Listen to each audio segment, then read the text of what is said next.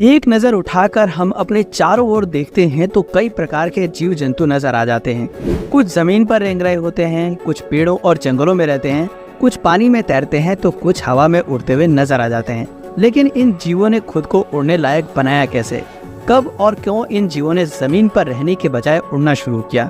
इस धरती पर सबसे पहले किस जीव ने उड़ान भरी? कुछ पेड़ पौधे मांसाहारी होते हैं और कीड़ों का शिकार करते हैं। सबसे पहले इंसेक्ट्स यानी कि कीड़ों ने हवा में उड़ान भरना सीखा। कीड़ों के लिए ये बिल्कुल भी आसान नहीं था। कीड़े न सिर्फ आसमान में उड़ने वाले पहले जीव थे, लेकिन उन्होंने उड़ान भरना सीखा कैसे? क्या कीड़ों ने अपने हाथों को पंखों के रूप में विकसित किया या फिर पंख इनकी बॉडी के नए पार्ट्स के रूप में विकसित हुए? इस समय आपके मन में कई ऐसे सवाल चल रहे होंगे कि आखिर ये कब और कैसे हुआ था। आज सिर्फ पक्षी या कीड़े ही हवा में नहीं उड़ते, बल्कि कुछ मैमल्स भी उड़ने की क्षमता रखते हैं। इनमें चमगादड़ का नाम सबसे प्रमुख है। आज से करीब 50 मिलियन साल पहले चमगादड़ों ने हवा में उड़ान भरना शुरू किया था। ये बात फॉसिल से प्रूफ होती है। करीब 150 मिलियन साल पहले टेरोसॉरस ने हवा में उड़ने की शुरुआत की। डायनासोर से भी 100 मिलियन साल पहले कीड़ों ने हवा में उड़ने की शुरुआत कर दी थी।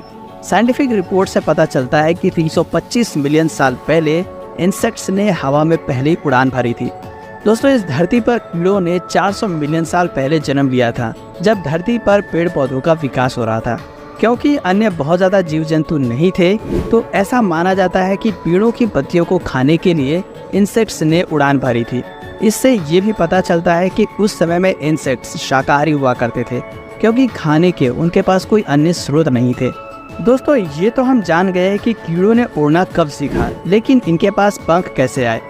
पिछले 100 सालों से इस बात पर बहस चल रही है कि आखिर कीड़ों के पंख कैसे विकसित हुए। इसको लेकर 2 थ्योरीज प्रसिद्ध हैं। पहला ये कि कीड़ों के फोरलिम्स ही पंख के रूप में विकसित हुए, जैसा कि आज के समय में पक्षियों में देखने को मिलता है। दूसरी थ्योरी ये कहती है कि इंसेक्ट्स के किसी बॉडी पार्ट से पंख विकसित नहीं हुए, बल्कि ये एक नए पार्ट्स के रूप में विकसित हुए हैं, लेकिन कोई भी निष्कर्ष नहीं निकल पाया है। दोस्तों, इंसेक्ट्स का विकास कैसे हुआ, ये भी एक बड़ा सवाल है। सबसे पुराने उड़ने वाले कीड़े को पैल्यूप्टेरा कहते हैं, जिनमें ड्रैगन फ्लाई, डेशेला और मेफ्लाइज आती हैं। यदि बारीकी से गौर किया जाए तो ये सब कुछ एजम्पशंस के आधार पर ही कहा जाता है। 325 मिलियन साल पहले धरती कैसी थी और किस तरह जीवों का जन्म हुआ, इसके बारे में 100% दावे के साथ कुछ नहीं कहा जा सकता। लेकिन आज विज्ञान की बातों को पूरी तरह ठुकराया भी नहीं जा सकता।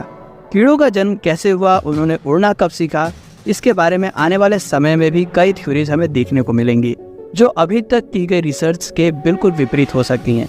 साइंस ही हमें इतिहास के बारे में और दुनिया की संरचना के बारे में बताता है, तो ऐसे में साइंस की बात को मानने में ही भलाई है। दोस्तों, आपको ये थ्योरी सही लगती है या गलत, नीचे कमेंट सेक्शन में अपनी राय जरूर बताइए। और अगर इस वीडियो से आपको कुछ नया जानने या सीखने को मिला या फिर इंटरेस्टिंग लगा, तो प्लीज़ इस वीडियो को एक लाइक करके अपने फ्रेंड्स और फैमिली में से ज़रूर शेयर करें।